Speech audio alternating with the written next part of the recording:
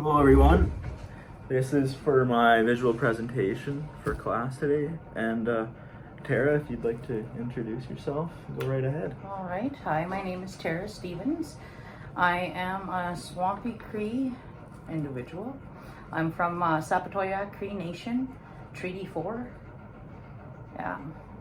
And Yeah, awesome. Well, as is tradition, I have brought you some sweetgrass. well, thank you very much.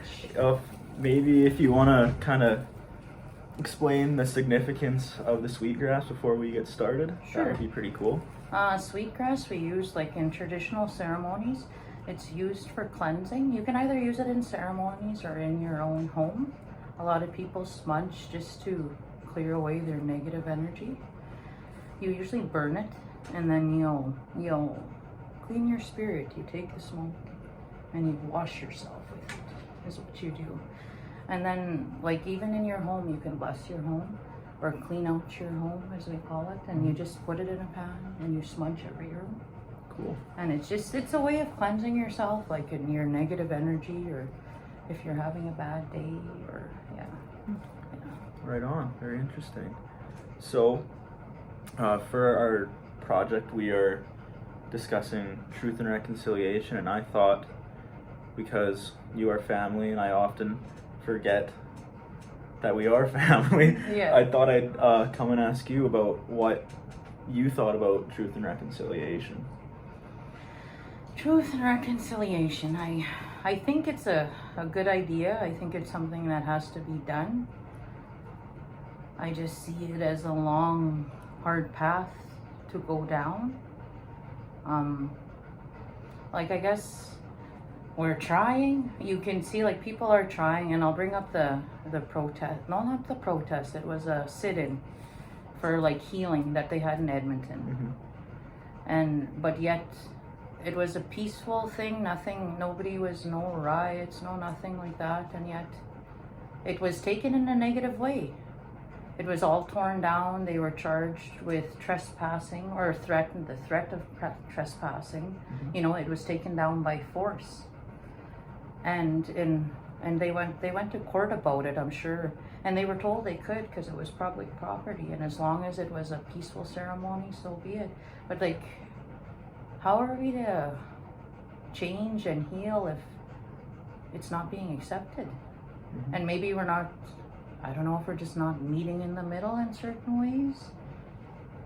Yeah, I think it's going to be a hard process. I think it's a good idea, but I think I don't know if but it's almost like we're forcing people to look at it, and it's just being, get over it. We can't change that. That happened years ago. But, like, it's still there. Absolutely. Like, recognition, like, that's a real, like, to be recognized. Like, look how long it took for these apologies to happen. And even now, like, is it being recognized? Like, truthfully, I haven't heard anything about the residential schools in a while, but they're still unearthing more, you know? And one thing that really gets me, truth and reconciliation, we were given a day, even. But even our Prime Minister didn't recognize it. Where was he? When this first started, and they first started opening up these graves, like the mass grave, I think it was Regina, or I can't think of the name right now. I'm lost on the name too. Cowessus. Yeah, Cowessus. Yeah. When this was the biggest mass grave they found. You had Trudeau out there kneeling on the ground, looking all sad, or whatever you want to say. I said, but the actual day of truth and reconciliation, where is he? He's on vacation. Yep. As our leader, like, as a country, are we supposed to recognize it? Like, to me, that made it look like a joke. Like, if he doesn't recognize it, why would anybody else? Like, that's what I mean. It's going to be a long, hard process. But it's out there, something has to be.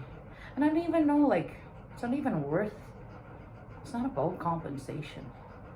It's admitting that something was done wrong. Yeah. And I think that's how a lot of white people especially see it, is that you guys want, like, an actual item that you can own rather than just, I'm kind of losing my word. I train of thought here, but like, yeah, like what you said, like it's just the recognition that this happened and stuff like that, rather than actually wanting everything that was stolen back. It's just like, because let's face it, that's Yeah. never gonna happen, right? Like, it's never gonna happen. Like, we're gonna clear out everybody? Mhm. Like, that's not Yeah. gonna happen. But like, yeah, it's like almost like we're wanted. Everybody's going, oh, you just want money, or you just want this or that. No, that's not what people are. I know people out there who didn't even make their residential school claims because they don't want to talk about that, what happened to them. You know, like, it's so bad, the abuse was so bad that, like, it's hard for people even to open up about that Yeah. stuff. You know, my mother never opened up to me about what she went through, even though she didn't go to an actual residential school. She went to day school with the nuns and the priests, and they suffered abuse, and like emotional abuse as well as physical. And then like sexual abuse, there was certain ones that were, but my mom was lucky she never got that.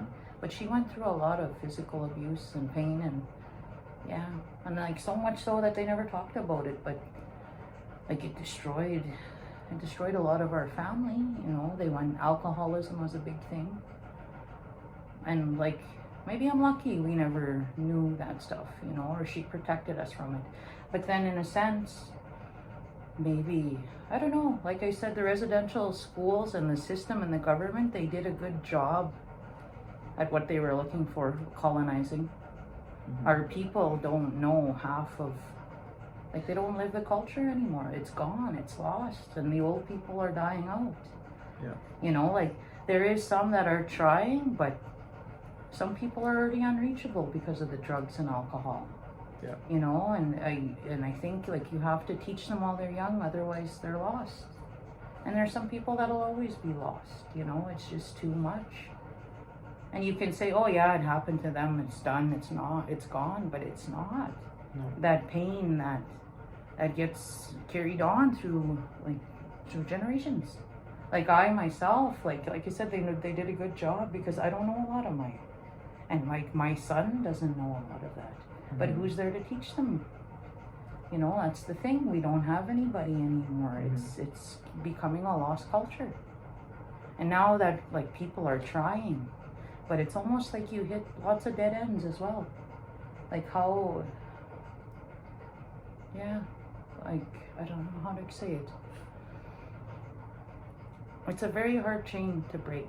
Absolutely. You know, like it's, the cycles are hard to change.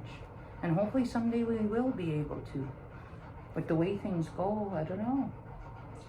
The way it's being received through the government and through the public eye, it's hard. Yeah. You know? So in your opinion, what are some more better steps we can take to starting to heal more of that gap? Like there's so much hate between people and the indigenous communities. So like what are some ways that we can start healing that? I don't even know on that one. Like we try, but it's taken in a negative light. Maybe just to take a step back and realizing that not everybody wants money. Like just to think about it yourself. Like how would you feel if your kids got ripped out of your home, like, you know, and taken away on you? Or like that's just not acceptable these days. But yet we're supposed to live with that, you know? I don't understand. I don't know. People are taking the steps. I just before all of it's like a defense against it, maybe just stop and take into consideration, you know? How would you feel if that happened? I would be up in arms. I'd fight till I died. And then, honestly. and then so when we do put up the fight, well, then we're looked at as, oh my Lord, you know, they're protesting. But yeah, it's a hard one. There is healing centers. There is a lot of stuff that is happening, but I don't know, maybe just recognition, you know, before you start judging. Yeah. Or before people start judging yeah. Because the thing is, it's happening, and we're growing stronger. Like as a nation, it was almost like we were quiet, and now we're waking up, and everybody's deciding, oh well, you know, they should just be quiet and deal with it. but it's you can't deal with it. It's there. It's everywhere. Like, you know, it's just destroyed our culture. Mhm. And like, and a lot of places are teaching the kids now, but like, it's hard to reach all of them. I guess you're never gonna reach everybody. No. So you would say education is a huge thing? Yes, when coming to this? education is a huge thing. And like, I think we got to bring a lot of culture back to our children as well. Yeah. And I guess just acceptance, like to be accepted in society as a person, not just an Indian, or, you know. Yeah. And we're so looked down upon in that stereotype. And the thing is, yeah, a lot of people fit that stereotype because it's a hard thing to change, you know. Yeah.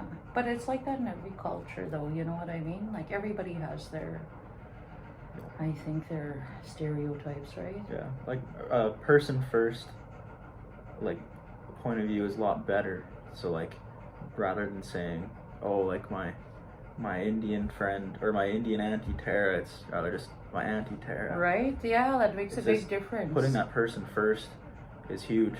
Yeah. And like, I teach my children not to look in color, you know, because we're a blended family, you know. Yeah. And like, I myself am half white, but I don't look it. Most people don't take me as, you know, half white, but that's okay. I'm alright with that. I'm alright with my Exactly. color, you know. And that's how we teach our children is change.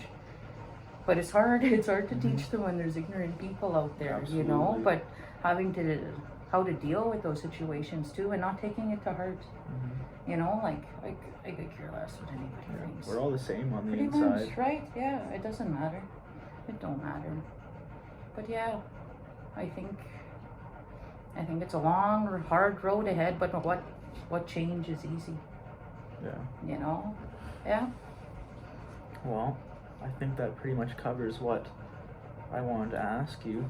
So, yeah, thanks for sitting down with me and talking. Like, prior to the recording of this video, we had talked for a long time. Mm-hmm. So it's just nice to hear a different perspective and a different way of learning on this topic. Not rather just from learning from my professors, but learning from somebody who has struggled and their family has struggled with this kind of stuff. So thank you. You're welcome. I had a very good conversation. Yeah, it's nice to get it out there, I guess. Mm-hmm. Awesome. I'll give you a hug. All right. Thank you. You're welcome. Oh, All right. that's it, everybody.